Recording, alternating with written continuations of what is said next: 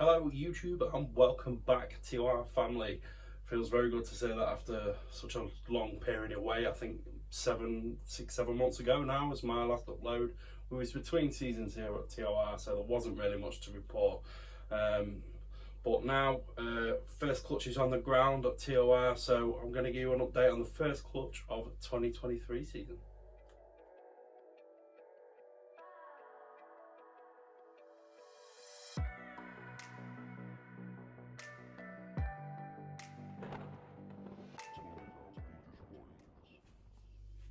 Right, this clutch marks the start of the 2023 season. This is the pied Het Burgundy paired to the Burgundy Posset pied. It looks like she's on a good clutch there, so we're just going to take a look. She's already getting very agitated, so we'll just make sure she's done and pull this clutch.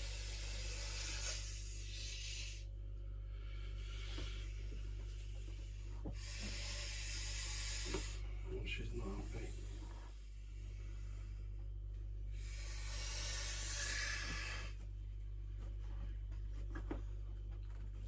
She's not letting go of this clutch at all. Oh, there we go. She's come off him. Oh no, it's not a great clutch. Got some slugs there, but she is empty, which is good news. I'm just going to candle these, kill the light.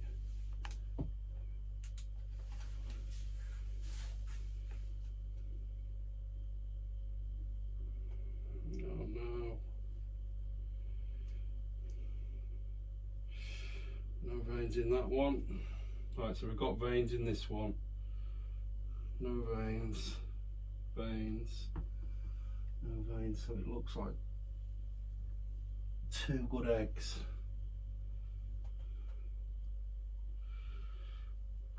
Yeah. Just show that onto the camera, see that? No veins in there.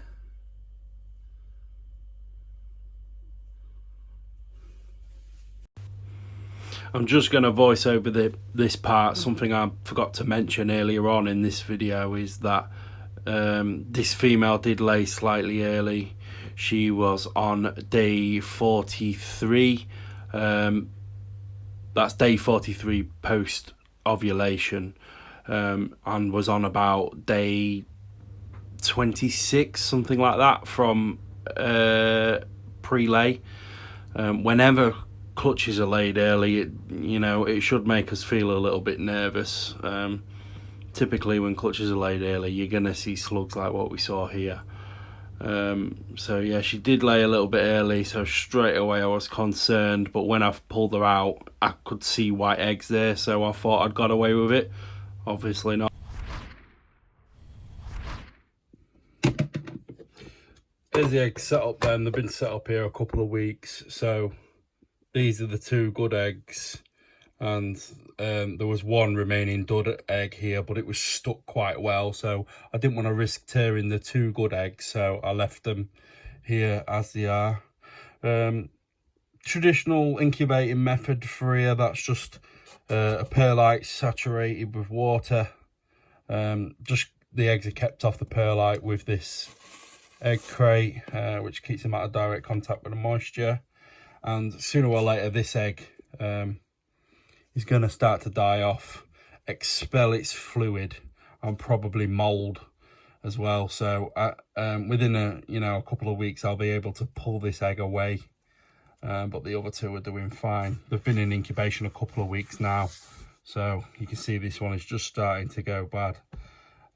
So you can leave it in there the whole period, it's not going to harm the other eggs, but they tend to get a bit smelly, so I want to get them out of there as soon as I'm able to, but it's still a bit stuck at the minute, and I don't want to risk tearing the good eggs.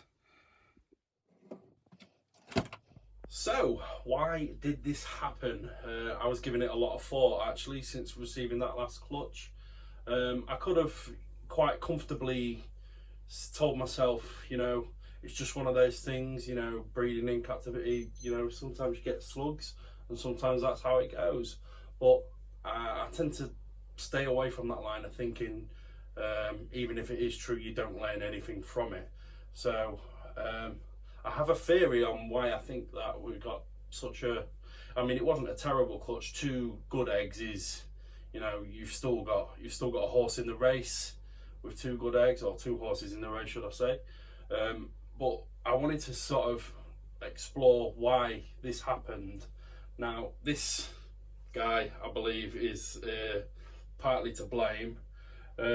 So he bred for me last season. I paired him to an Enchi het pied, just to see if any pieds were produced. That was more of an experiment on my part. And during that time last season, this male was very eager to breed. He was straight in on the female's tubs. He wasn't eating. He was breeding very, very aggressively. Now this season, when the pied het Burgundy started to show signs, he was coming to the end of his sort of breeding cycle. So by the time the Burgundy het pied female was most fertile, he was probably at his least fertile. So the male and the females are out of sync there. If I had put another male in that is in breeding mode, full breeding mode, no doubt he would have been in there locked with her, and he would have fertilized that whole clutch. But then I wouldn't necessarily have got the animals that I'd have been looking for. So it's the nature of the beast when selective breeding.